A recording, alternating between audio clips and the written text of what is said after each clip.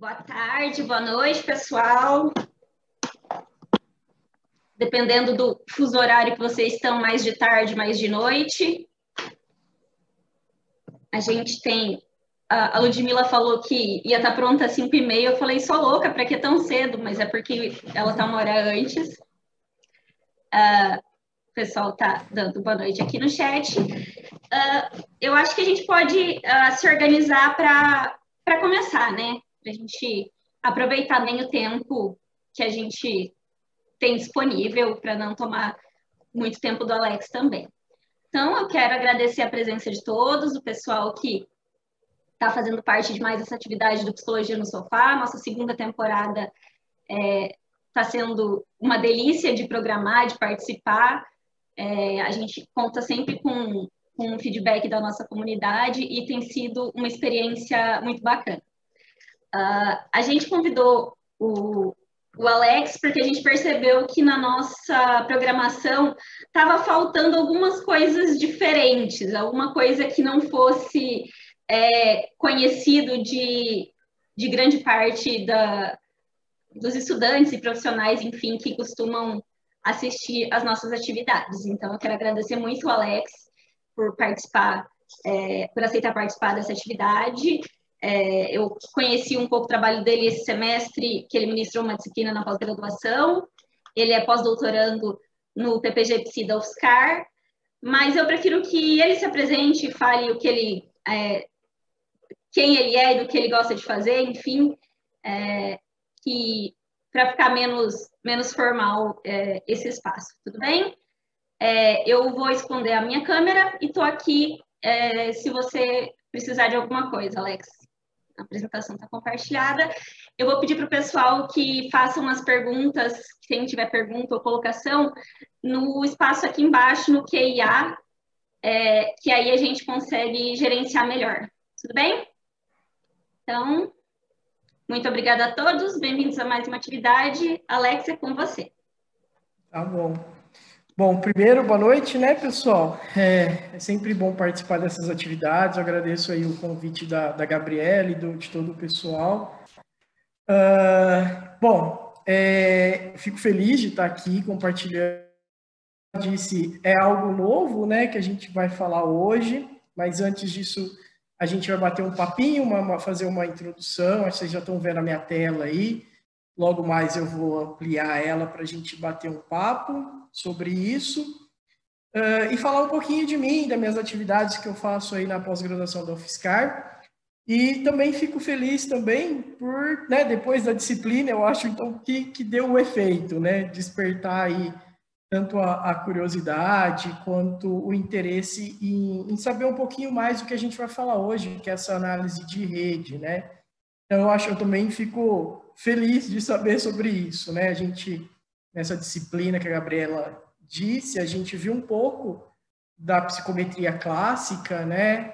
Estudou os meios de analisar, né? Os dados, foi uma mistura um pouco de análise de dados com psicometria, e a gente abordou, né, essa temática, que é a análise de redes, que é o que eu tenho agora me dedicado, né? Então, deixa eu abrir aqui a tela para vocês e a gente vai falando um pouquinho mais sobre isso, sobre a minha experiência aí também na área de pesquisa, tanto em psicometria quanto em análise de rede.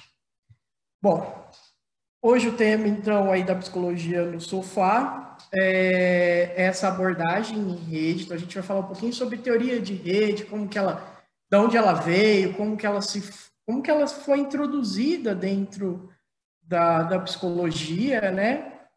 E essa nova... Então, ela deu uma nova perspectiva da gente ter um outro olhar sobre... Não, aqui coloquei sintomas psicopatológicos, porque a gente vai focar um pouquinho mais nisso, mas ela também pode ser usada para outros fenômenos psicológicos que a gente também vai pincelar aí durante a apresentação, tá? Então, como a Gabriele disse para vocês, eu venho da UFSCar, né, lá em São Carlos.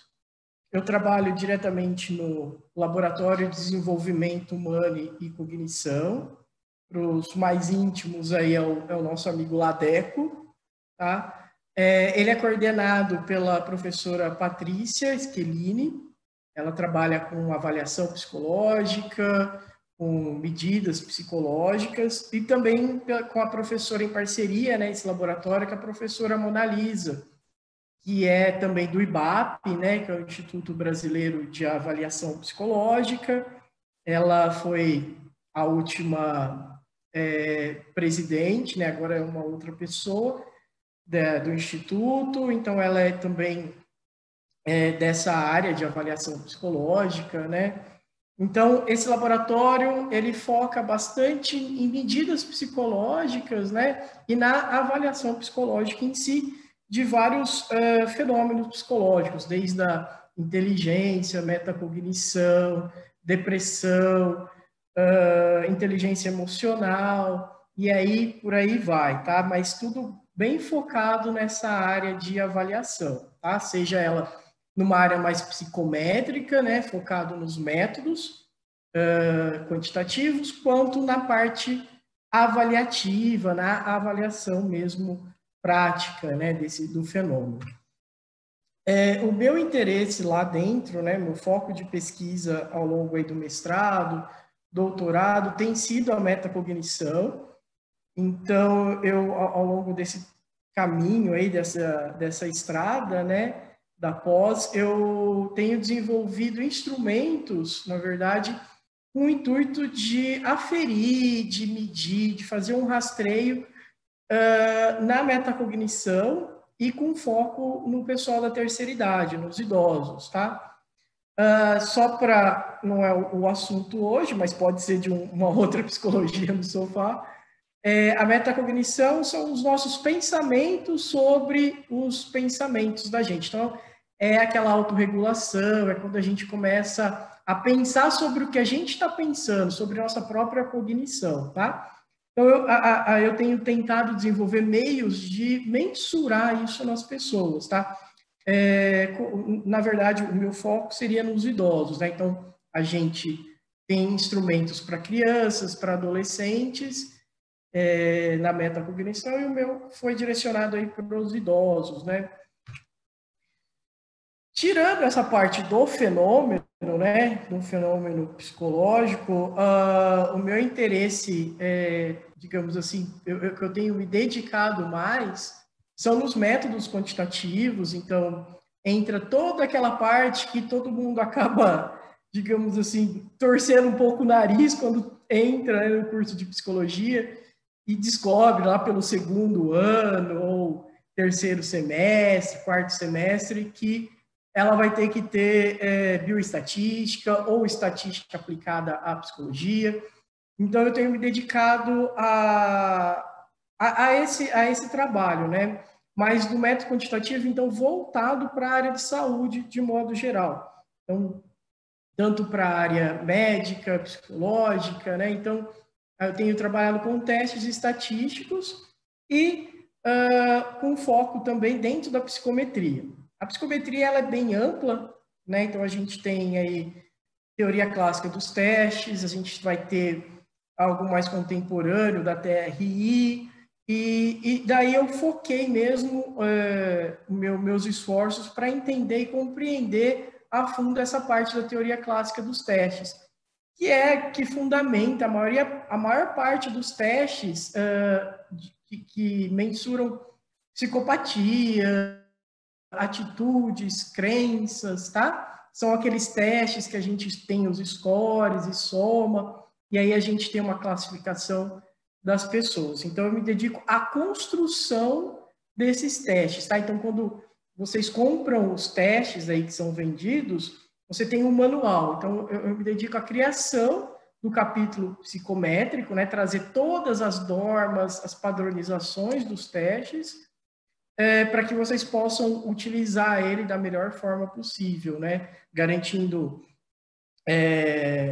mensurações válidas, fidedignas do fenômeno.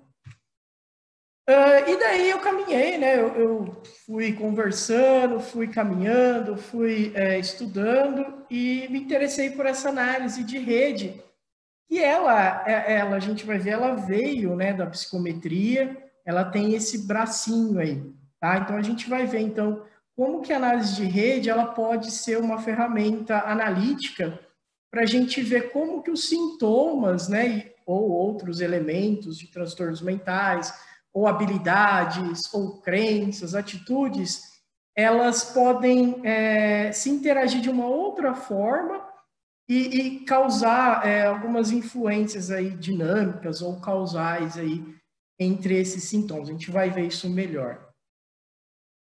Bom, eu tramito aí um pouquinho entre o Winferl e também tenho treinado também de vez em quando aí o uso da força. E aí, se vocês quiserem me contactar, aí vocês sempre vão me achar nesse e-mail aí, tá? Então, quem quiser pode me mandar e-mail, quem ficar interessado tanto nessa parte de psicometria, estiver fazendo algum estudo aí, quiser trocar uma ideia sobre qual que é a melhor forma de analisar algum tipo de dado, ou até mesmo uma forma de analisar os dados, né, que já tem ali, interpretar as saídas, né, de alguns testes, fica à vontade, tá? Pode passar um e-mail para mim que a gente vai conversando, que eu puder ajudar, o que eu conhecer, eu vou dar essa força aí para vocês, tá bom? Bom, vamos lá para o que interessa. Já falei bastante agora de mim, e eu vou falar um pouquinho, então, sobre como que essa rede, né, funciona e como que ela é utilizada dentro da psicologia hoje, tá? E eu vou falar um pouquinho sobre alguns tópicos que eu acredito que sejam importantes, tá? Que a gente tem que considerar quando vai falar de modelos de rede, quando vai falar dessa abordagem dentro da psicologia. Só que aí um ponto que eu vou frisar com vocês, ele é um tema bem amplo, tá? Ele é recente, ele é uma criança ainda dentro da ciência, né? Tá aí há menos de 10 anos, é um bebê, mas é um tema amplo e ele é fácil de compreender, ele é bem visual, só que ele é um tanto quanto complexo. Então, a ideia hoje é que a gente tenha uma visão mesmo geral, tá, de alguns conceitos para que vocês possam se inteirar sobre e depois se aprofundar. Então, a ideia é que a gente tenha uma base mesmo, né, do que é essa análise de rede voltada à psicologia, e depois vocês possam se aprofundar, porque o tema, principalmente na hora que a gente vai analisar os dados, eles são bem minuciosos, tá? Então, a gente vai ter uma visão geral, só para vocês saberem, e que a gente não vai ter aquela profundidade como foi na disciplina lá, mas, igual eu falei, meu e-mail está aí, a gente vai conversando, e eu vou trazer alguns exemplos de algumas pesquisas que eu fiz, de algumas pesquisas que o pessoal da área tem publicado para mostrar para vocês. Vocês viram como eu estudo metacognição, eu deixei, como eu falo bastante, eu deixei um caderninho aqui com uns pontos chaves, tá, da apresentação, uma estratégia metacognitiva aí para a gente não se alongar, né, ou não falar mais do que o necessário aí no tempo, tá? Então vamos lá. E quem quiser fazendo pergunta, vai deixando as perguntinhas aí e a gente vai tentando resolver. Bom, a primeira coisa que a gente tem que olhar é pensar no seguinte, ó. Numa perspectiva, então, psicométrica, tradicional, dessa teoria clássica dos itens, a gente tem aí os sintomas, né, que a gente vai chamar de variáveis observáveis, que são os sintomas, os comportamentos das pessoas, que são aqueles que a gente consegue observar em si. E daí, a teoria clássica dos itens, o que ela fala para a gente? Fala que a gente tem uma variável latente, e essa variável latente, ela vai, então, explicar esses itens, ou esses sintomas, essas atitudes que a gente, esses comportamentos que a gente tem no dia a dia.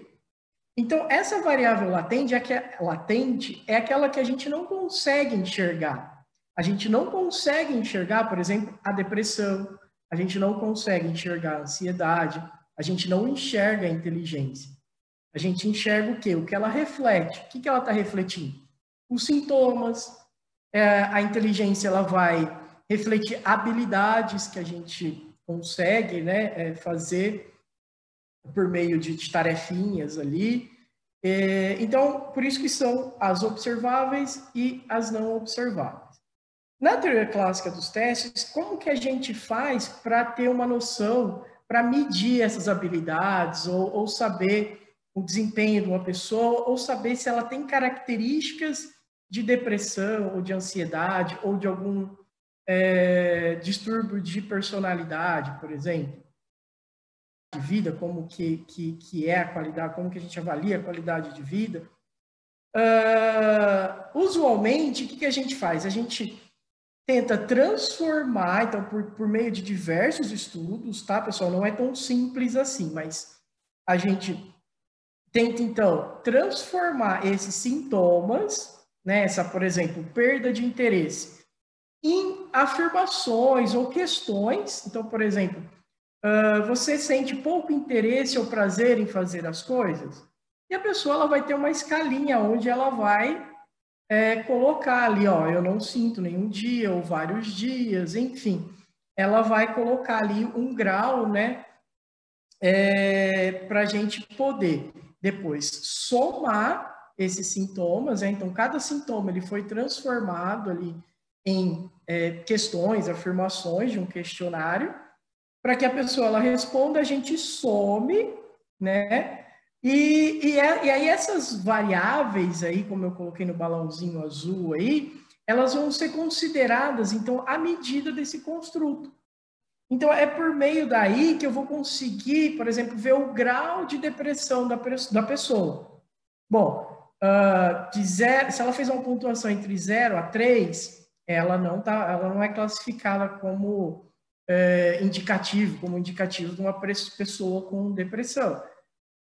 Se ela tem entre 4 e 6 pontos, por exemplo, ela já pode ser com um grau leve de depressão, e assim por diante. Então, é assim que basicamente todo o instrumento psicológico ele vai funcionar, né, para a gente poder aferir o grau, ou até mesmo classificar a pessoa entre tem ou não tem uma patologia. Alguns instrumentos também funcionam assim, tá?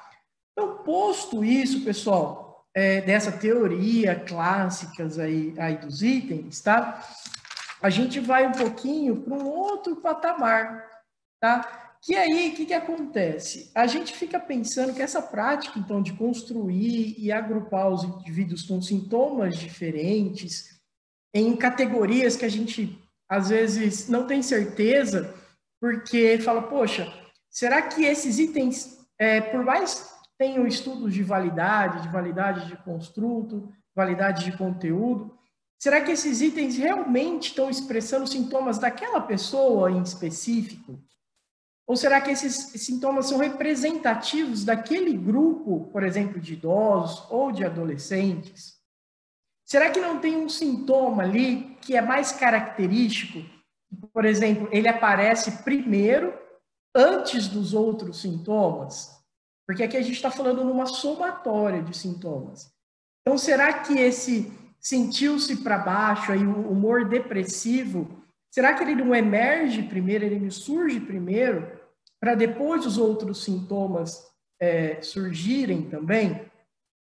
Por meio desse tipo aqui de avaliação, a gente não sabe, né? A gente sabe que às vezes a pessoa ela não está sentindo, né, ali, mas a gente não sabe se ele foi o causador de outros sintomas, tipo um efeito que a gente pode falar aí de efeito cascata, tá?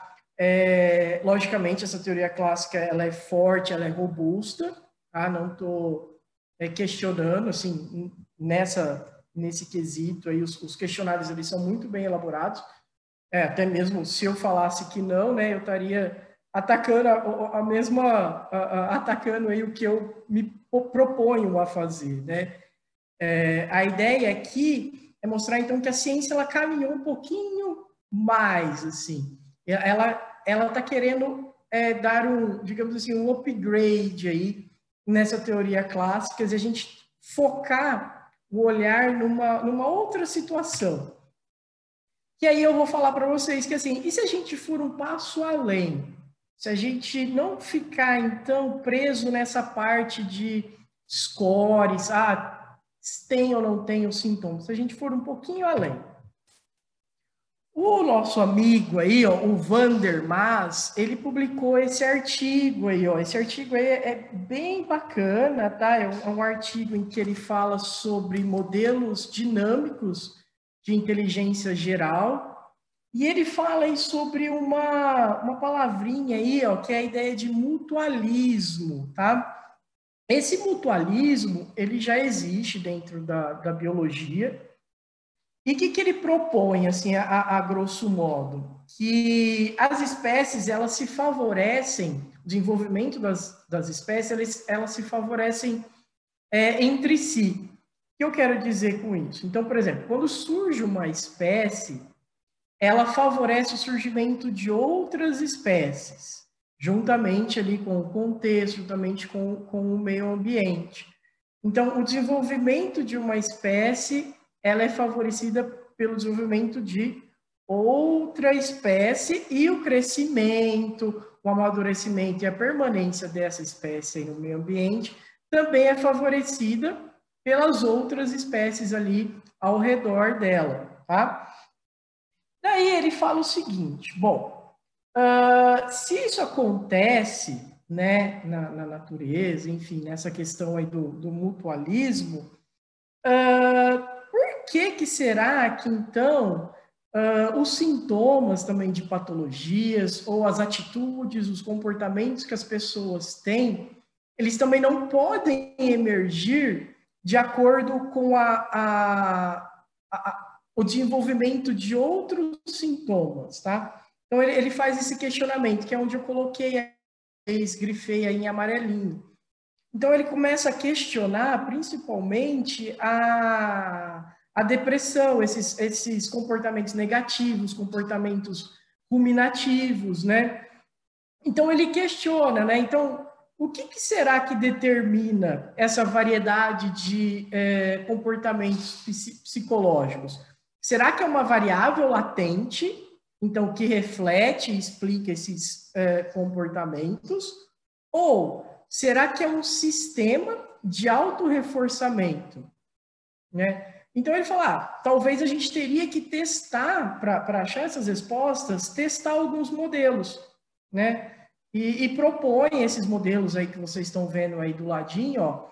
Vocês estão vendo, principalmente esses que estão cheios de setinhas, aí, esse B aí, que é o modelo que ele fala que é do mutualismo. Então, vamos pegar esses xizinhos aí, né? Como se fossem sintomas, no caso aí, são habilidades da inteligência, né? Mas para ficar mais claro, como se fossem sintomas, e esses sintomas eles estão interagindo entre si. Pode ver que tem várias setinhas cruzando, e esse ciclo aí de autoalimentação. Então, um sintoma vai alimentando o outro e vai fazendo que outros vão surgindo e se desenvolvendo, enfim. Então, a ideia que ele propôs foi essa. Daí, o que acontece? O pessoal vendo essa proposta, os pesquisadores aí da área, falou, bom, com base nesse pensamento, como que a gente poderia analisar os sintomas, então, de psicopatologia, sem ser somar o score? Aí o pessoal falou, bom, na estatística, nas ciências, e as ciências sociais têm usado isso, têm bebido dessa fonte, é a teoria das redes. O que a teoria das redes faz? É como se a gente estivesse no Facebook ali. Então, por exemplo, eu sou orientando ali da professora Patrícia, de pós-doutorado, então minha conexão ali, eu tenho uma conexão com ela, e ela tem uma rede de amigos, rede de alunos. Ela, né, a gente conversando, a gente falou, vamos propor uma disciplina lá para pós-graduação. E nessa disciplina, quem estava lá? A Gabriele. E ela me convidou aqui para participar com vocês do webinar. Então, a rede da Patrícia já me colocou ali no meio, e nesse meio aí, digamos assim, eu fui contaminado e eu estendi um bracinho lá para a Gabriele. E conhecendo a Gabriele, eu vou conhecer alguns outros amigos dela também, pessoal que trabalha com pesquisa, o pessoal envolvido aqui na psicologia no sofá. Então, a análise de rede ela já é conhecida nas ciências sociais, na antropologia, na área do marketing, em que o pessoal estuda como que a marca interage com as pessoas e como influenciar essas pessoas. Então, a análise de rede ela não é nova. Ela é nova, sim, para a psicologia. Então, o que o pessoal fez? Bom, vamos testar esse aparato, esses modelos aí, estatísticos, nos construtos psicológicos. Então, a visão seria, assim como eu vejo o Facebook ou o Instagram como um sistema, né, em que as pessoas elas estão conectadas entre si, e agora eu estou conectado com a Gabriela, vou estar conectado de uma maneira mais fraca, mas com outras pessoas que são amigos dela. Na psicologia, o pessoal que pensou, né, em como analisar isso, teve a seguinte ideia. Então, os construtos psicológicos, eles também são sistemas. Tá? Então, a inteligência, aquele fator geral de inteligência, nessa visão, é um sistema em que a gente tem várias habilidades que elas estão interligadas de alguma forma. A depressão são vários sintomas, então, que estão interligados de alguma forma. Tá? As atitudes a fim de estabelecer redes de personalidades, né? Daquele Big Five, enfim. E aí esses sistemas, então, são entidades. Então, o que a gente está vendo aqui, que eu estou passando já para vocês, são nomenclaturas que são já utilizadas na abordagem de rede, nessa teoria de rede. Então, elas são entidades. Então, os sintomas, eles vão ser entidades, habilidades cognitivas, crenças, que se interagem, e eles interagindo entre si, eles vão se ativando, né, baseado naquela teoria do mutualismo, e se reforçando. E conforme eles vão se ativando, pode também desenvolver novos sintomas. Então, a pessoa ela não tinha um sintoma característico, mas como um sintoma X foi ativado, aquele sintoma X ele pode ativar o sintoma Y, que pode ativar o sintoma Z. Tá? A gente vai ver um pouquinho mais a fundo sobre isso daí. Então, a ideia por detrás, então, da análise de rede é caracterizar essas interações. Então, vocês viram que é um passo além.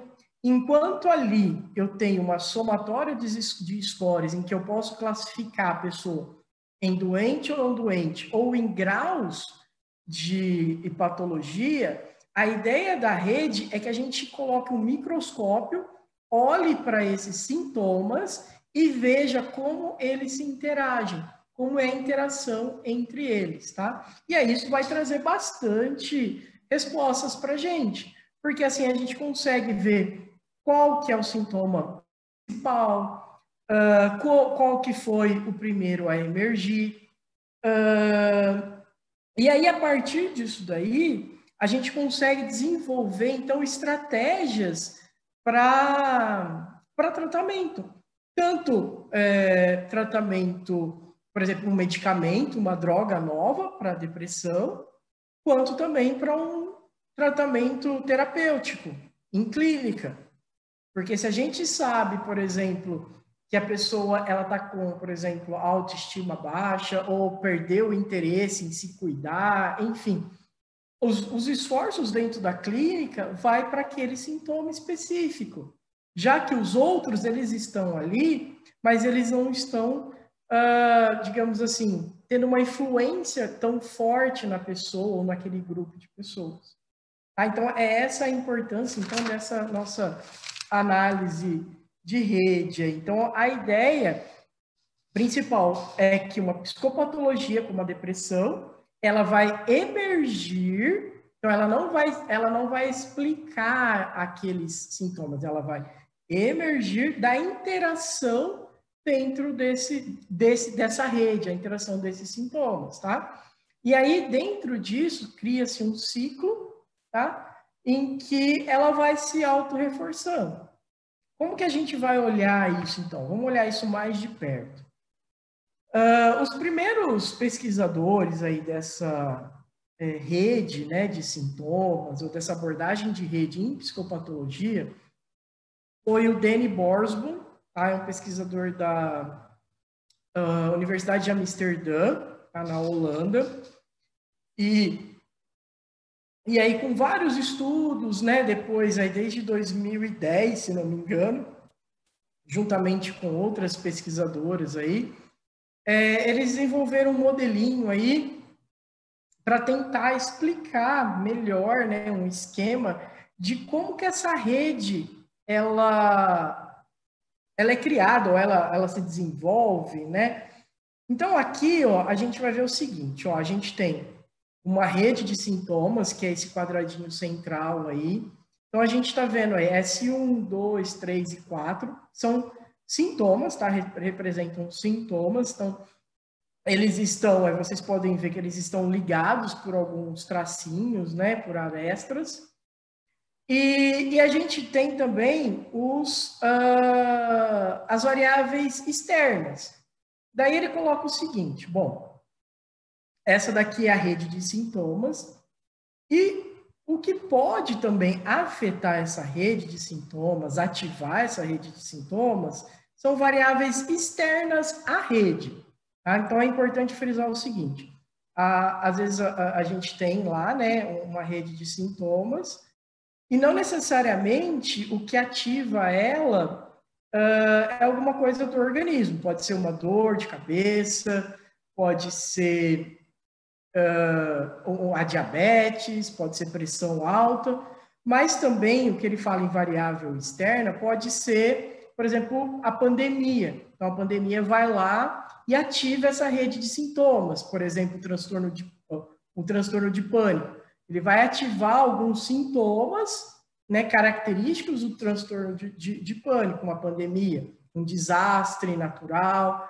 Tá? Então, quando a gente falar em variável externa à rede, não é externa ao organismo, é externa à rede que a gente está estudando. Se a gente está estudando redes de sintomas de depressão, tudo que não é sintoma, características de sintomas de depressão, é externo a essa rede. Eu acho que agora vai ficar um pouquinho mais claro para vocês como que funciona, então, basicamente, aí, a teoria de redes de desordens mentais, tá? Então, aí a gente tem um slidezinho que vai falar sobre as fases do desenvolvimento de um transtorno mental, segundo uma teoria de rede.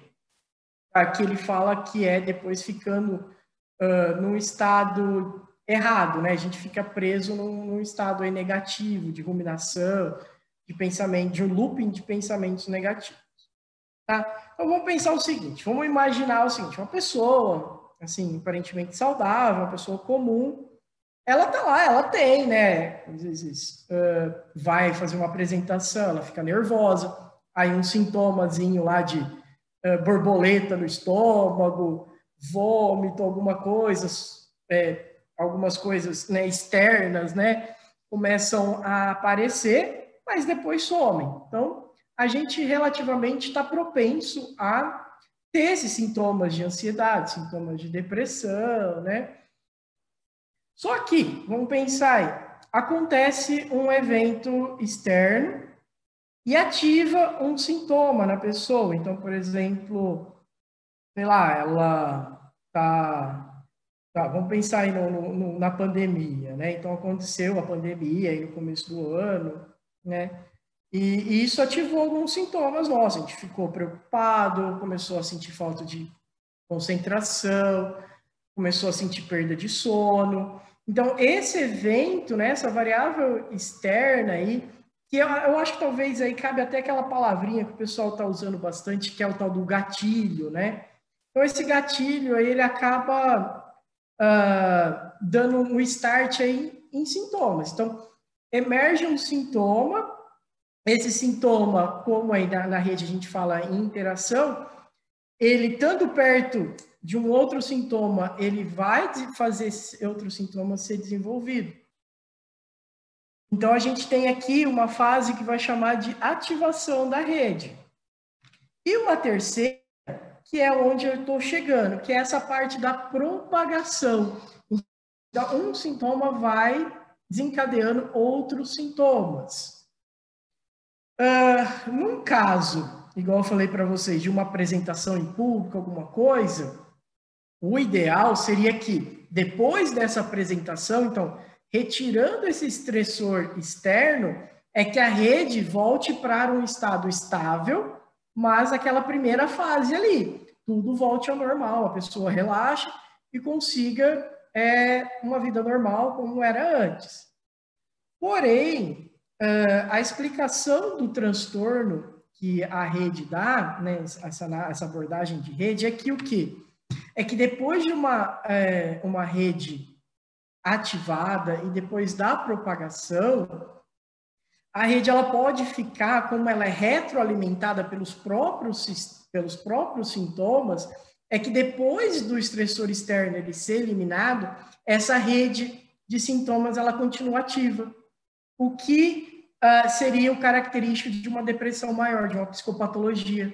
Então, a psicopatologia, na visão da análise de rede, é quando a gente tem aí uma rede ativa. Então, por isso que o Dene, ele fala, bom, você fica preso num estado estável errado, né, entre aspas ali, porque é o estado em que os pensamentos negativos, eles se tornaram tão frequentes, então, e se reforçaram tantos por diversas coisas aí, por diversas variáveis, pode ser variáveis biológicas, que a pessoa às vezes não tem, né, algum tipo de hormônio, alguma coisa assim, variáveis genéticas, né, que tentam explicar a depressão, variáveis ambientais, então aquele estressor ele sai, mas o ambiente ainda reforça esses sintomas, aí outras variáveis reforçam esses sintomas, e aí esses sintomas, por exemplo, de ruminação, pensamentos negativos, falta de interesse,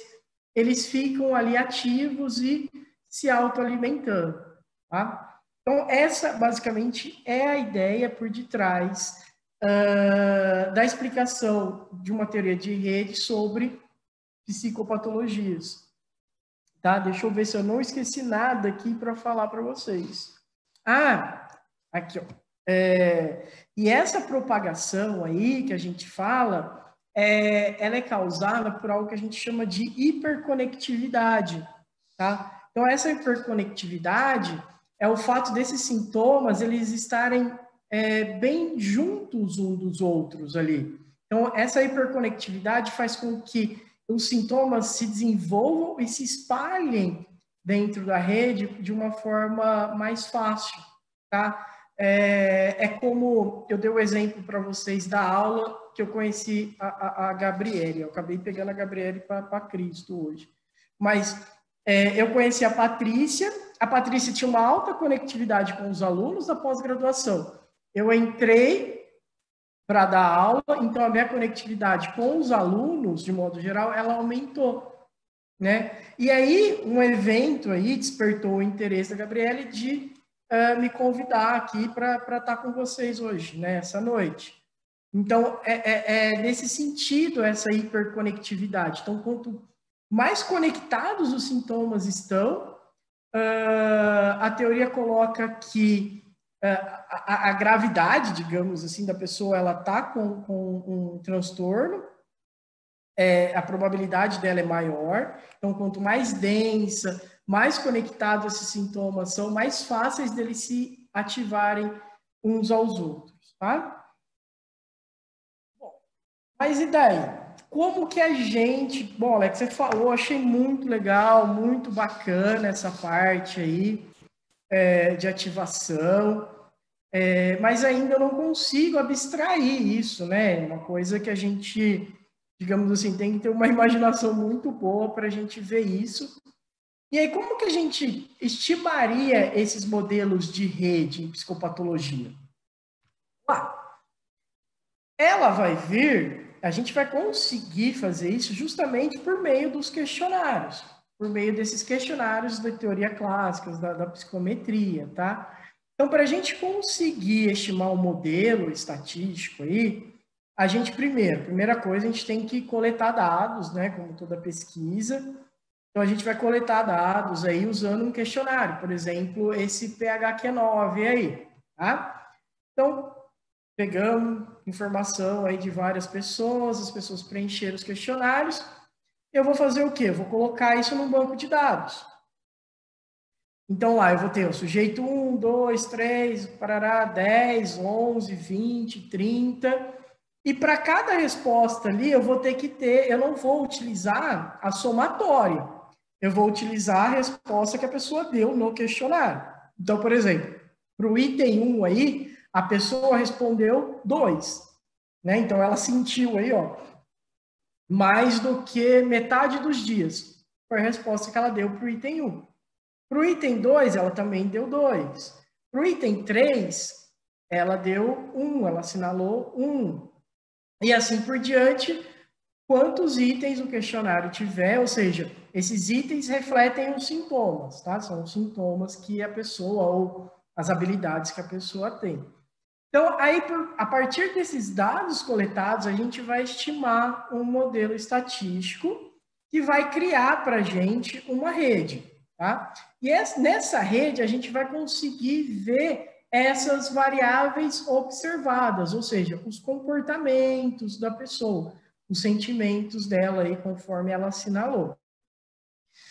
A partir dessa rede aí estimada aí que vocês estão vendo, aí, cheio de bolinhas aí coloridas, a gente vai tanto aferir ela de uma maneira visual, então essa é uma das características boas da análise de rede. Então, o que vocês estão vendo aí, essas bolinhas, são vários sintomas interligados entre si, tá? E aí, por meio da teoria dos gráficos, a teoria de redes aí que já vem sendo desenvolvido, que já é desenvolvido, bem robusto na estatística, a gente vai analisar essas conexões. Vocês estão vendo aí que são conexões às vezes mais grossas, são conexões mais fininhas.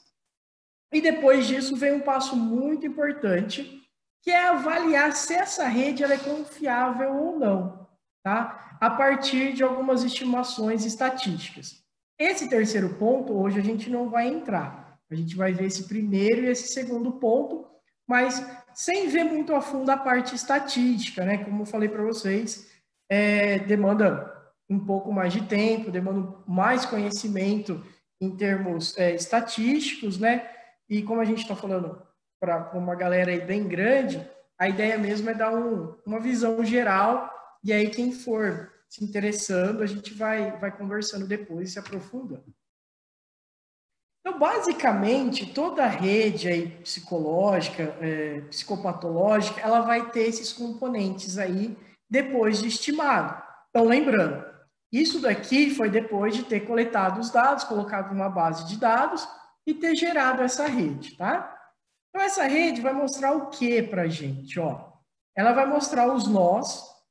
Eu coloquei as terminologias em inglês, porque muitas vezes a gente ainda não tem muito trabalho em português, tá? Então, algumas traduções, às vezes vêm como nós, algumas vêm como nódulos.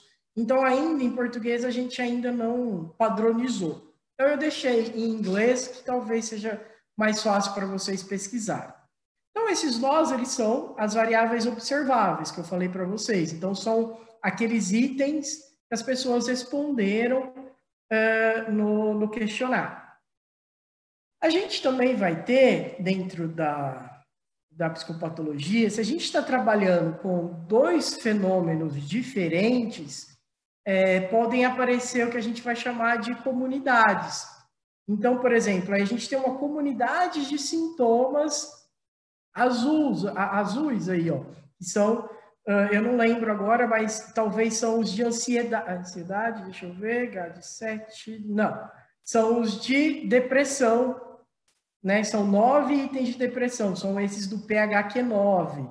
Então, ali são sintomas de depressão. Então, como eles se interagem e se retroalimentam, a teoria coloca que eles, né, teoricamente, eles se agrupariam juntos, porque eles compartilham a variância entre si, ou seja, eles compartilham de algo em comum. Então, por isso que eles estão se agrupando ali. Por outro lado, a gente tem ali em amarelinho os sintomas característicos de ansiedade. Tá? Então, a gente tem um outro grupinho ali de um fenômeno chamado ansiedade. Então, o legal dessa análise de rede é que a gente consegue visualizar e corroborar com a ideia de que depressão e ansiedade são sintomas distintos, são diferentes entre si. Tá? E uma outra característica da análise de rede é que a gente tem uma conexão, que são essas arestas, tá? Essa arestra é um tipo particular de segmento que vai unir essas duas vértices, ou seja, vai unir esses dois nós aí, tá? O que são? Como que é gerado essas arestas aí, Alex? É aleatório? Por que você quis fazer aquela mais grossinha e aquelas outras ali mais fininhas, tá? Quando a gente fala em estatística, e pensando na base estatística da análise de rede, a análise de rede psicológica, psicopatológica, ela vai se diferenciar das redes que a gente estuda em sociologia, em antropologia, porque essas arestas, elas têm que ser estimadas. E elas são estimadas por meio do que a gente chama de correlações parciais. Ela é um caso especial daquelas correlações que a gente acaba vendo no ensino médio, depois mais fortemente na faculdade, em que é uma correlação em que ela vai pensar em todo mundo que está ali. A diferença dessa correlação parcial é que ela vai pensar o seguinte, ela vai... É como se eu fosse, por exemplo, como que eu posso falar para você? Uma fórmula estatística. Eu sou uma fórmula estatística de correlação parcial. Então, eu vou fazer o seguinte, eu vou olhar para o nó 8 ali, ó, onde está a setinha ali mostrando. Eu vou focar nesse 8, vou focar no 9. Então, eu vou focar exclusivamente a minha atenção de estatística, os meus cálculos, nessa arestra entre o 8 e o 9. E vou esquecer todos os outros nós da rede. E a partir dessa correlação parcial aí, eu vou ter uma estimativa, né? Uma magnitude, e quanto maior a magnitude da relação entre o nó 8 e o 9, mais larga vai ser a minha aresta. Entendeu? Então, o que a gente vai falar aí é que é uma correlação exclusiva, única. Depois, eu vou pegar o 8 e vou olhar exclusivamente para o 6, para o nó 6. Tá? E esquecer todos os outros, inclusive o 9. E vou ver como que é a minha relação entre o 8 e o 6. E vou fazer a magnitude. Então, ali, a minha relação entre o 8 e o 6 é mais fraca. Então, o que eu estou querendo dizer com isso daí, né? Numa análise, assim, bem superficial, que a ligação entre o 8 e o 9, o sintoma 8 e o sintoma 9 é bem mais forte do que o sintoma 8 e 6. E se a gente for pensar na teoria de redes, que eu falei para vocês sobre hiperconectividade, se o 8 e o 9 eles estão mais conectados entre si, a probabilidade do 9 emergir e fazer com que o 8 emerja é bem maior do que se o 8 emergir e fazer com que o 6 emerja também. Entenderam? Então, é essa a ideia aí por detrás, então, da gente olhar essas arestas mais grossas, essas arestas mais finas, tá? Além disso, você pode falar assim, poxa, Alex, mas correlações parciais aí eu posso fazer no SPSS, aí já conheço essa modalidade. Além disso, quando a gente está fazendo uma análise de rede, isso o próprio software ele já faz automaticamente, além de calcular essas correlações parciais aí, ele vai aplicar uma coisa que a gente chama de laço, né? que é uma penalidade, é last operator, né? Synchron operator. O que isso daí vai fazer? Esse laço vai falar o seguinte, bom, Alex, a correlação entre o 8 e o 9 é bem forte aí, né? Então, é 0,5, 0,6, 0,7. Só que entre o 15 e o 22 deu uma correlação 0,1, né? Aí o laço vai olhar e vai falar o seguinte, bom, essa 0,1 não significa nada, porque a magnitude de correlações vai, né, vamos aí, positivas, né, de 0 até 1, negativa de -1 até 0. Se a gente pensar, vamos pensar no positivo, que é mais fácil o raciocínio, que vai de 0 até 1, sendo 1 o mais forte. Então, se essa correlação ali parcial, única e exclusiva, entre o 15 e o 22 foi de 0,1, 0,2, não tem significância nenhuma dela aparecer na minha rede. Então, esse laço vai falar o seguinte, ele vai penalizar e vai restringir essa aresta entre o 15 e o 22, porque não faz sentido, é uma correlação muito fraca, não precisa da gente analisar, tá bom? Então, essa é a maneira que a gente estima e, assim, superficialmente eu mostrei para vocês como a gente daria uma olhada aí geral e analisaria aí uma rede de sintomas, estimaria e analisaria uma rede de sintomas. Aí. Logicamente que tudo isso embasado na teoria, a gente teria que ir atrás da teoria, ver como que isso funciona, como que isso se dá, essas interações. Se faz sentido esses sintomas estarem interligados, por exemplo, perda de interesse com humor depressivo, com perda de energia,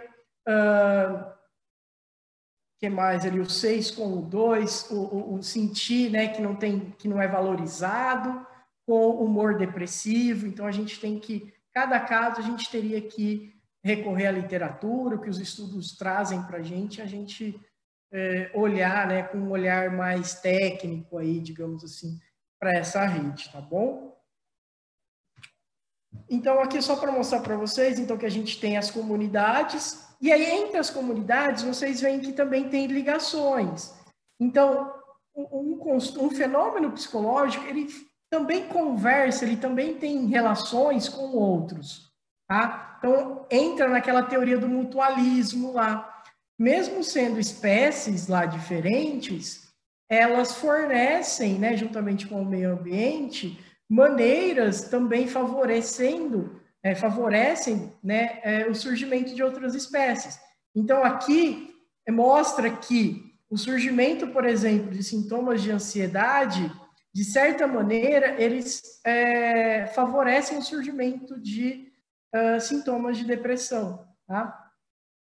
E até a literatura tem apontado que isso também começa a mostrar alguns estudos de comorbidades, múltiplas comorbidades. Então, a pessoa tem ansiedade, e aí ela desenvolve a depressão maior, e aí junto com isso, por exemplo, se o verdinho ali fosse o pânico, tá? Então, elas são transtornos diferentes, porém que podem ser ativados por clusters, por comunidades de fenômenos diferentes.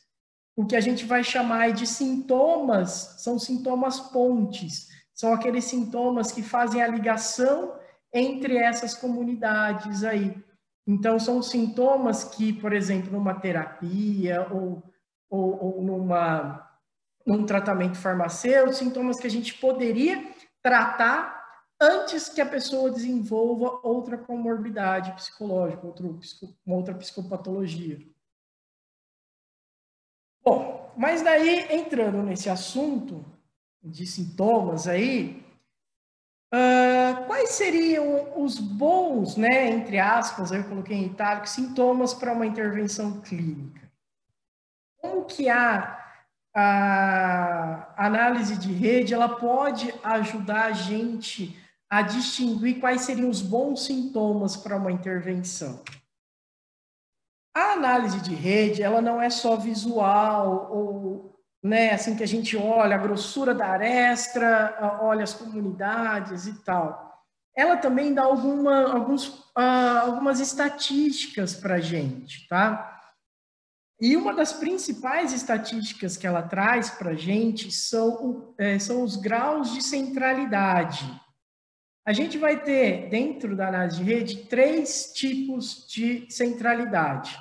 O principal delas, que a gente consegue aferir ainda com estudos transversais, que demandam bastante, tipo 300, vamos pensar no estudo transversal populacional, 300 sujeitos, 200, 400, dependendo da quantidade de sintomas que a gente coloca na rede, o grau de centralidade de força é o que a gente consegue, que a gente chama de ter uma maior acurácia, uma maior estabilidade, e que a gente possa, então, confiar que aquilo lá, aquelas arestas, realmente existem, são um fenômeno real, representam um fenômeno real.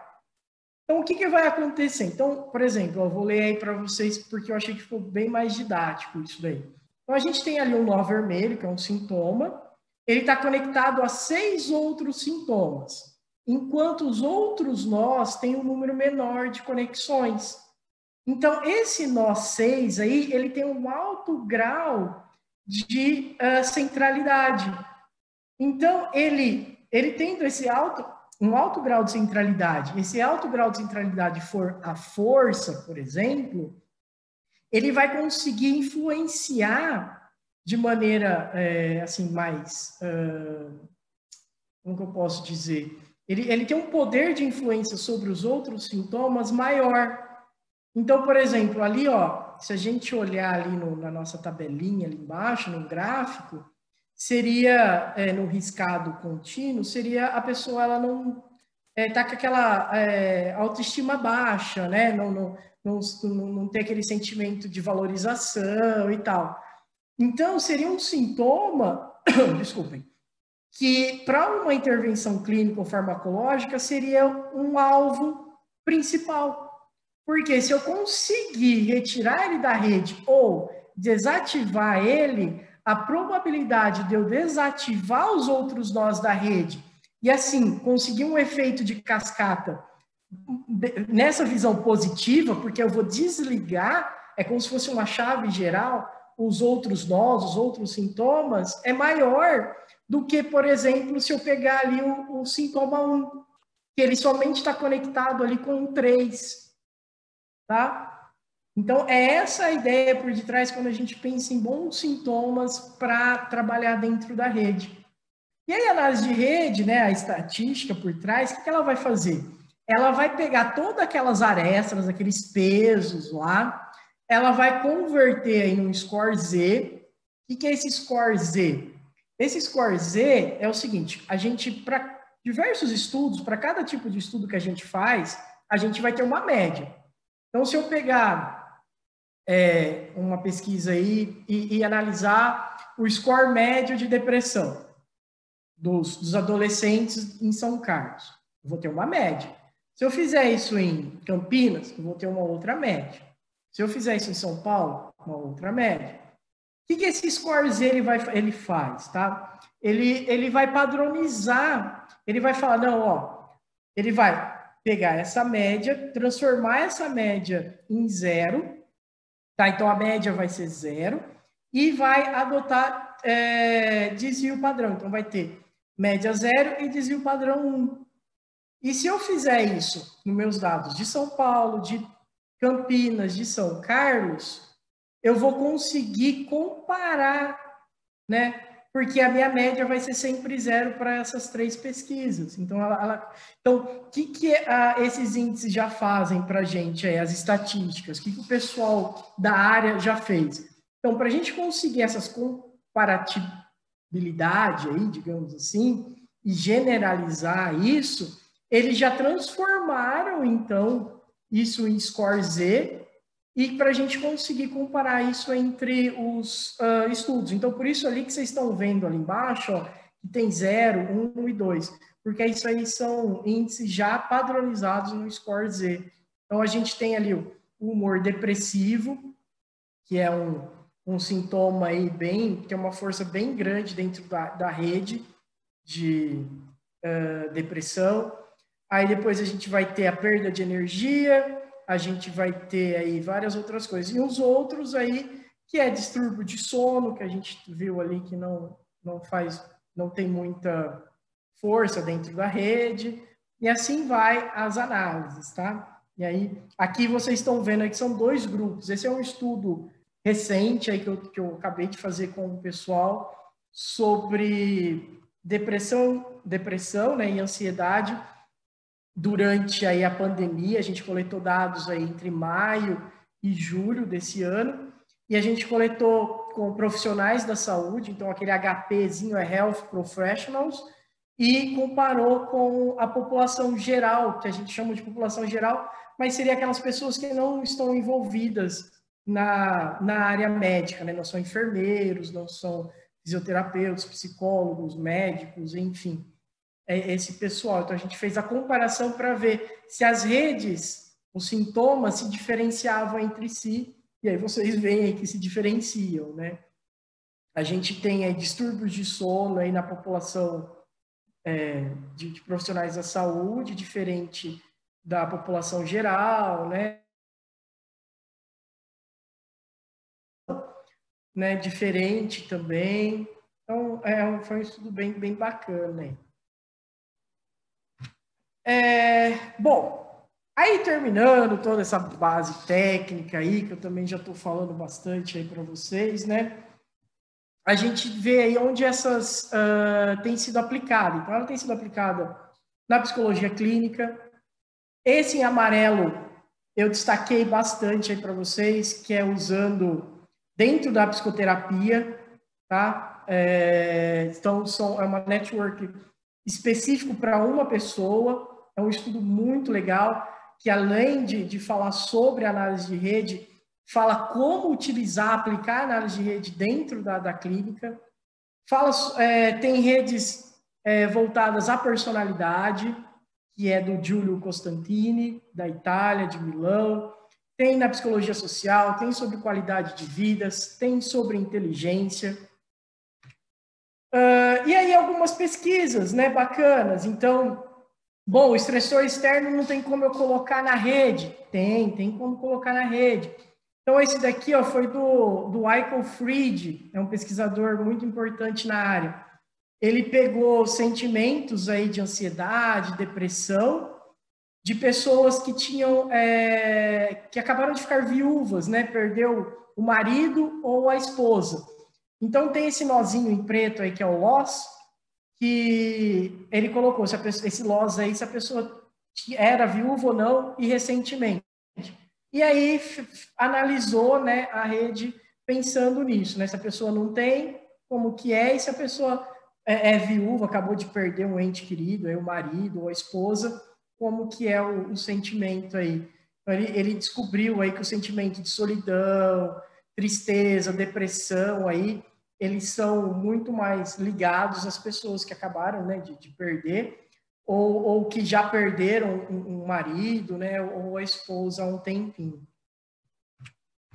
Esse daqui é um estudo meu, que eu fiz junto com o pessoal da Universidade de Nottingham, na Inglaterra, o pessoal da Unesp também, em que a gente pegou cuidadores de idosos, mas idosos que eram demenciados, e aplicou, e que sofriam, né, a gente analisou, né, aplicou uma escala de sobrecarga, né, de trabalho. Então, a gente selecionou só aqueles que tinham sobrecarga e analisou como que a rede, de depressão, de sintomas de depressão, ela se dava, como que a gente estimava esse modelo, como que esse modelo foi estimado. E aí usou uma técnica ali de machine learning, de inteligência artificial, para tentar descobrir quais sintomas afetava diretamente outros sintomas, tá? Então, aí vocês veem aqui depressão, ansiedade, aí tá bem ali, ó, o 5, né, ó, que é pensamentos, né, que ficam lá perturbando a pessoa, tá fortemente ligados com se sentir tensos, né, sintomas de depressão ali, aqui, ó, o número 10 ali, de se autonegligenciar, está muito forte nisso, então a pessoa ela dedica a vida dela por outra pessoa, né, para não ter aquele, e ela tem ainda o sentimento de não conseguir relaxar, que é a ansiedade 7. Então a gente consegue ver várias coisas bacanas aí. Efeitos de intervenção, a gente pode analisar uma rede pré-tratamento, pós-tratamento. A gente pode analisar uma rede ao longo do tempo, né? E pegar várias pessoas e analisar essas várias pessoas ao longo do tempo ali. A gente também pode escolher uma pessoa só e analisar ela ao longo do tempo também e gerar uma rede. Aí essa rede vai ser parecida com isso daqui, com essa rede. Então a gente coleta várias vezes, né, o mesmo questionário, várias vezes com a mesma pessoa ao longo do dia, e aí trabalha um modelo aí de rede, que chama rede dinâmica.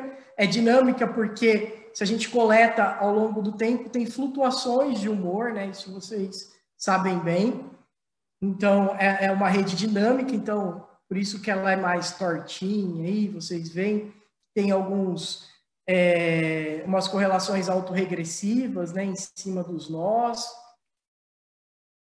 E aí tem uma infinidade de coisas para a gente estudar. Aí, ó, tem drogas, tem psicoativos, cannabis, opídios, cocaína, tem sintomas de depressão, sintomas de ansiedade, personalidade, inteligência. Esse primeiro, do canto superior esquerdo, é uma reunião de vários tipos de transtornos. Então, a gente tem transtornos de humor, de ansiedade, que mais ali? De sociabilidade, transtornos sexuais e de gênero, transtornos alimentares, do sono, de personalidade, enfim. Ali engloba várias coisas que a gente consegue estudar aí por meio da análise de rede, utilizando modelos de rede. Bom, Alex, por onde começar? Eu gostei bastante aí, você despertou minha vontade de conhecer mais. Vamos lá. Os principais pesquisadores da área. A Laura, o Eiko Fried, o Sasha Epskamp, o Deni, a Cláudia. A Cláudia foi uma das primeiras a fazer, ela fez à mão essa rede, ela muito, muito bacana, assim. O Júlio, que é um pesquisador de Itália, e o Jonas Hausbeck, que tem desenvolvido, ele tem se dedicado bastante a redes em que a gente pode combinar diversas variáveis, não só colocar variáveis contínuas, tá? Que é aquelas que a gente obtém por meio dos questionários, né? Dos testes, escalas. Ele tem desenvolvido modelos em que a gente pode colocar gênero, pode colocar se a pessoa... variáveis categóricas, se a pessoa é casada, viúva, enfim, separada, se ela faixa salarial, enfim, várias coisas aí. Ele tem se dedicado a trazer esses tipos de modelo aí. No Brasil é uma coisa ainda nova, como eu falei para vocês, então estou eu aqui, tem a Patrícia, que é a minha supervisora, tem o Wagner Delara, que é da PUC do Rio Grande do Sul, ele acabou de orientar um aluno, não sei se foi uma tese de doutorado ou uma dissertação de mestrado, mas muito bacana, que ele trabalha tanto com a teoria clássica quanto com a rede nessa tese aí do aluno dele. E o Hudson Golino, que ele é brasileiro, só que hoje, há uns 3, 4 anos aí, que ele passou num concurso, ele dá aula na Universidade da Virgínia, e ele desenvolveu algumas técnicas utilizando análise de rede para que a gente consiga separar os construtos psicológicos aí, a gente utilizar na hora de estabelecer dimensões dentro de um instrumento, quando a gente está trazendo evidências de validade para os dados de um instrumento. Então, é bem bacana também. E aí a gente tem alguns estudos clássicos que eu indico para vocês. Então, que é do Michael Fried, que é um cara super aberto, responde os e-mails, o pessoal faz muito tutorial, explica, os artigos são bem explicadinhos, é bem bacana. Então, ele faz uma revisão nesse primeiro artigo. Nesse segundo, ele fala sobre alguns desafios, ele aborda mais a teoria e o método também. E aí a gente entra já numa parte mais técnica, que é o que o Sacha Epscamp tem se dedicado, que é como estimar essas redes psicológicas e trazer a acurácia dela, que aquela rede ela seja confiável. Que é aquela terceira etapa que eu falei que hoje a gente não teria tempo e nem como abordar isso aqui, né? E aí tem um livro também chamado Psicometria, que foi organizado pelo professor Cláudio Rutz, que é bem famoso na área de psicometria, e tem um capítulo lá que o Wagner Delari escreveu junto com o Sacha, que fala um pouquinho lá sobre análise de rede, é bem bacana também, ele traz exemplos de aplicação, enfim, bem bacana. Eu quero fazer uma análise de rede com meus dados. Tem como? Tem. Como que eu vou usar? Bom, vocês podem utilizar esse software que chama IASP, que aí está escrito como JASP, mas se pronuncia como IASP. É um software gratuito também da Universidade de Amsterdã. É um software super legal, a gente usou em aula, eu tenho utilizado ele também. Ele já traz algumas coisas, ele já traz algumas funcionalidades a mais do que o SPSS, que é essa parte de análise de rede, análise confirmatória, enfim.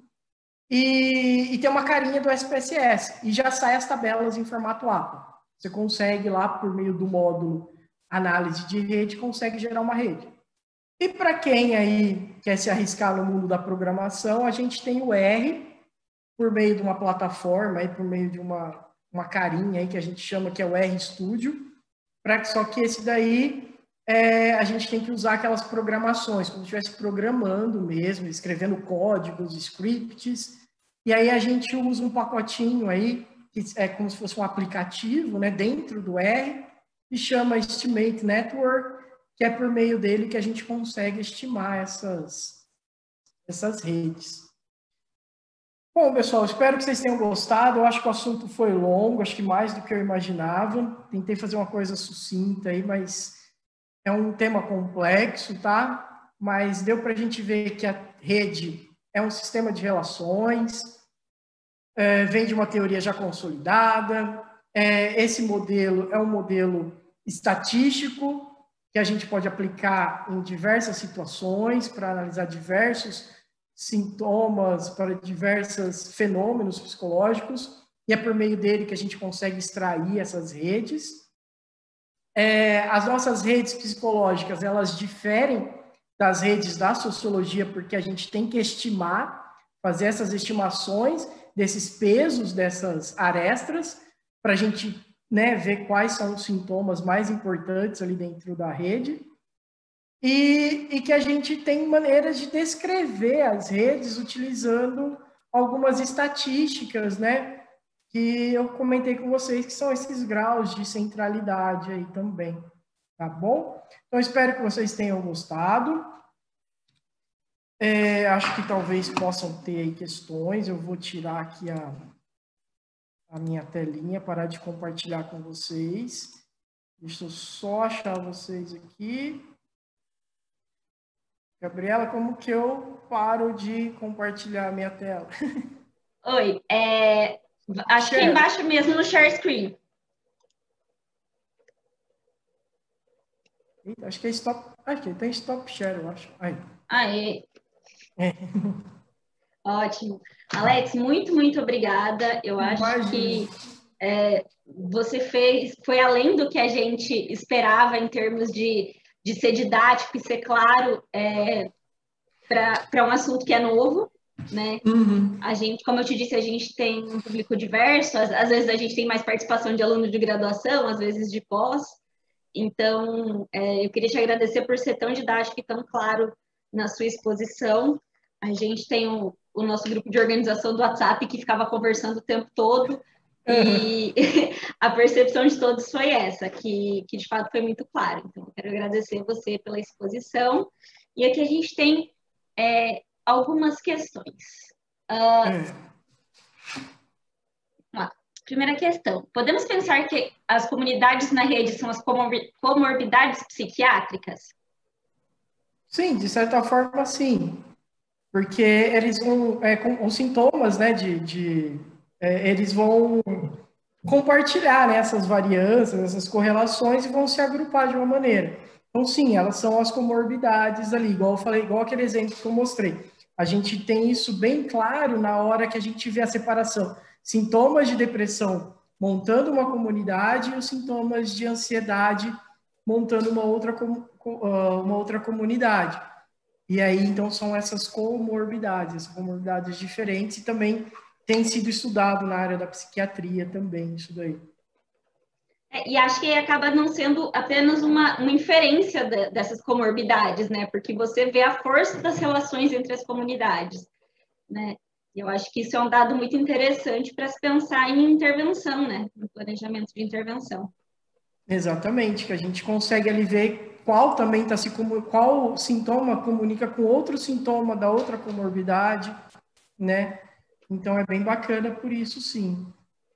Ah, que ótimo. Acho que é realmente muito interessante. A gente tem algumas pessoas curiosas querendo que você conte um pouquinho mais desse estudo que vocês conduziram com os profissionais de saúde. O que vocês investigaram? Como é que foi isso? Então, a ideia partiu de um colega que eu tenho, de um amigo meu, que ele é professor na Faculdade de Medicina de Itajubá, em Minas Gerais. Então, ele desenvolveu o estudo lá, na verdade, ele fez a parte de amostragem, tudo isso. Mas o intuito, a gente coletou informações de várias coisas, de depressão, ansiedade, se a pessoa tinha tido a Covid, se tinha amigo que tinha tido, né, amigo próximo, parente. Enfim, a gente pegou várias variáveis sociodemográficas e pegou, né, sintomas de depressão, ansiedade, positivismo, negativismo, e ele estuda a parte religiosa, então ele ele aplicou um questionário também de coping religioso. Então a gente fez todo esse trabalho. E aí eu falei para ele, ó, já que a gente vai colocar isso no ar, coletar os dados de maneira online, eu acho que a gente pode fazer uma análise de rede sobre esses sintomas, né? Então a gente saiu com um artigo que está em pré-print, que é um artigo mais relacionado a fator de risco, essas coisas, e a gente submeteu esse outro que é relacionado aos sintomas. Então, como a gente não esperava ter coletado com tantos profissionais de saúde. Então, quando os dados chegaram, eu falei, nossa, poxa, tem uma quantidade boa aqui de profissionais de saúde. Vamos ver se dá uma diferença entre uma rede e outra, né? Diz que as pessoas, né, que não estão envolvidas diretamente com a área da saúde têm sintomas diferentes. E aí a gente separou essa rede e utilizou uma técnica, que também é uma técnica na área de redes, que ela compara. Então, ela vai fazer o seguinte, ela vai ver a aresta, por exemplo, do sintoma 1 com o sintoma 2. Tá, tem aresta. Aí ele vai lá no outro grupinho e vai olhar. Não, não tem aresta. Então, ele vai começar a fazer essa comparação e também comparar. Bom, tem, mas é tão forte essa relação quanto um e outro? Então, a gente também fez essa análise. E aí a gente viu várias coisas. Assim, a gente viu que o sentimento, por exemplo, do profissional de saúde, ele tem menos o sentimento de ser inútil, de se sentir. Já a população, de modo geral, esse sentimento de inutilidade é muito maior, foi muito maior, muito mais expressivo. A aresta era muito mais larga lá, era um dos sintomas principais da rede. Então, a gente viu isso. O sintoma de mudança de apetite foi bem diferente também entre os da saúde com o da população. Então, teve algumas sintomas, por exemplo, apesar de não terem sido centrais na rede, mas a gente fez uma análise contou, né, quantas vezes o sintoma apareceu na rede, a tendência suicida Ai, agora fugiu, eu não vou saber falar para vocês. Mas eu não sei, eu não lembro se foi maior no pessoal da saúde ou da população geral, mas teve uma diferença significativa de frequência.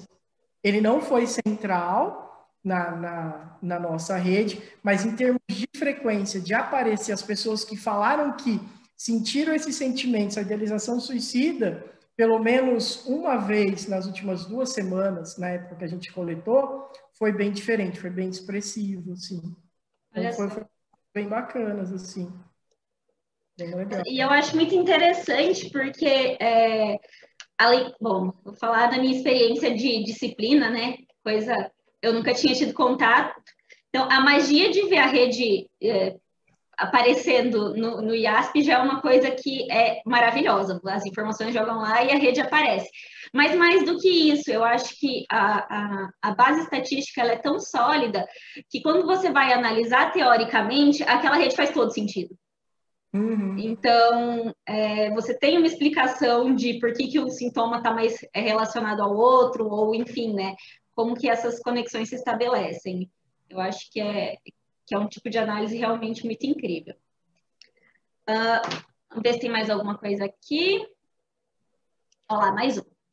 A rede pode ser inserida como instrumento para a formação de políticas públicas e projetos de saúde mental? Você imagina um jeito de que isso pode ser feito? Eu acho que, assim, como a gente está bem ainda utilizando ainda, por exemplo, fatores de risco, a gente ainda usa as análises mais tradicionais, né, que são regressão logística, regressão linear. E lá a gente, né, consegue saber a probabilidade da pessoa ter depressão se ela vive numa comunidade de risco, alguma coisa assim, ou desenvolver Alzheimer se ela fuma ou tem algum comportamento aí disruptivo. Da mesma maneira, a gente poderia utilizar a análise de rede para também chegar nesse ponto, só que aí teriam que ser estudos populacionais, né, para que a gente possa conseguir inferir isso. E ao longo do tempo, né, que é o que agora o pessoal está tentando fazer, que está se dedicando a isso. São estudos mais longitudinais para saber quanto estável a rede ela é e o quanto ela flutua, né? Quanto ela fica dinâmica. Porque essas outras análises, elas já ocorrem há um longo tempo, né? Que são utilizadas para desenvolver políticas públicas, até às vezes já tem até prontinho, né? Aquela receita para ir se replicando ao longo dos anos. Então, talvez seja um campo para introduzir, pelo menos começar a utilizar, sim, claro. Que ali igual a gente falou, né? A gente tem uma visão de microscópio. Então, o sintoma real que está afetando. Porque ali a gente tem a depressão, tem um fator de risco ou uma probabilidade maior de acontecer com tal comunidade. Mas quais os sintomas que estão mais entrelaçados naquela comunidade? Ou naquela população de idosos ou de adolescentes, né? Por exemplo, bullying, essas coisas assim. Então, a gente poderia estar ali, ou desordens de alimentação, enfim. Quais são os sintomas, né, que a gente poderia trabalhar? Porque aí a política pública poderia focar nesses sintomas, né, as intervenções, ou o trabalho social, da assistente social, da terapeuta, né? E sim, né, seria bem bacana. É uma área bastante recente, então acho que não tem chão de pesquisa suficiente, mas está caminhando super rápido, né?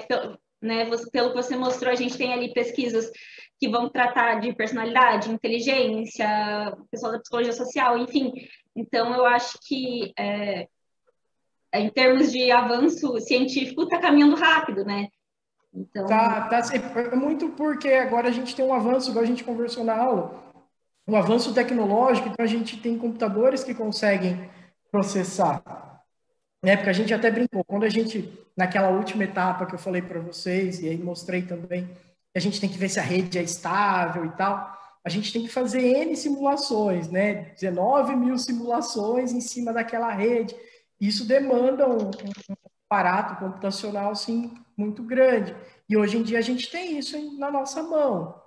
Então, isso facilitou também, né, esse desenvolvimento rápido da análise de rede. Porque ali você vê uma rede com 9 nós, mas são milhões de combinações de arestas ali, né? Então, isso demanda um processamento muito grande, precisa ter um equipamento grande. Mas agora a gente já consegue ter isso, né? Antigamente não. Então, isso ajuda no avanço. Então, isso é bem bacana também. E o pessoal está se dedicando. Agora está saindo estudos com, sei lá, 2.000, 3.000 pessoas agora. Então, tá. E os longitudinais, né, que o pessoal está fazendo. Está pegando tratamento. Eu vi alguns até focados em meditação, mindfulness, também fazendo a rede antes e depois de um período de prática, sabe? Então, é bem, bem bacana, assim, bem legal. Muito, muito interessante. Bom, a gente está chegando perto do nosso tempo estabelecido. O pessoal está querendo todas as informações. Então, eu aproveito para avisar que o Alex autorizou, então a gente vai disponibilizar o vídeo no nosso canal do YouTube. Vai ficar lá, daí vocês podem assistir de novo, pegar as referências certinho. Ele foi muito cuidadoso de dar todos os caminhos de materiais importantes e interessantes para a gente dar uma olhada.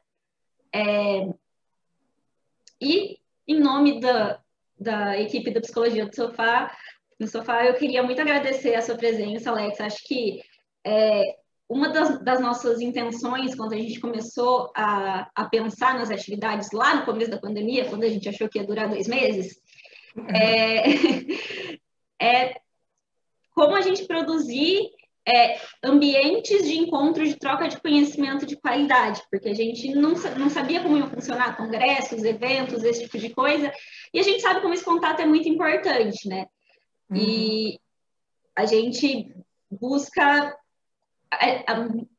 todos nós passamos ou estamos na pós-graduação, então olhar para a produção de conhecimento recente, com robustez metodológica, enfim, é muito importante, é uma das coisas que a gente busca muito quando a gente planeja as nossas atividades. Então, eu acho que eu fico muito feliz de você ter participado, da gente poder ter esse registro aqui. Enfim, eu vou parar de falar para não ficar agradecendo 500 horas, porque... Não, eu não estou pedindo nota, gente, tá? Já saiu. Não é isso. Já saiu. Já saiu a nota, tá? Então, é mais isso, Alex. Em nome de toda a equipe, eu gostaria de agradecer aos nossos participantes, a interação deles. A gente vai seguindo. Você quer passar alguma informação final, enfim? Agradecer vocês e agradecer também os elogios aí, que é sempre bom. E aí, só frisar que está lá meu e-mail. Quem quiser entrar em contato, pode entrar em contato. As referências estão aí também. Sou bem aberto. Os pesquisadores que eu coloquei, eu vou falar em nome deles, porque eu já fiz contato com eles sem eles nem me conhecerem, né? Fiz contato, eles foram super solícitos, responderam, são super tranquilos, gente boa, então fiquem à vontade também.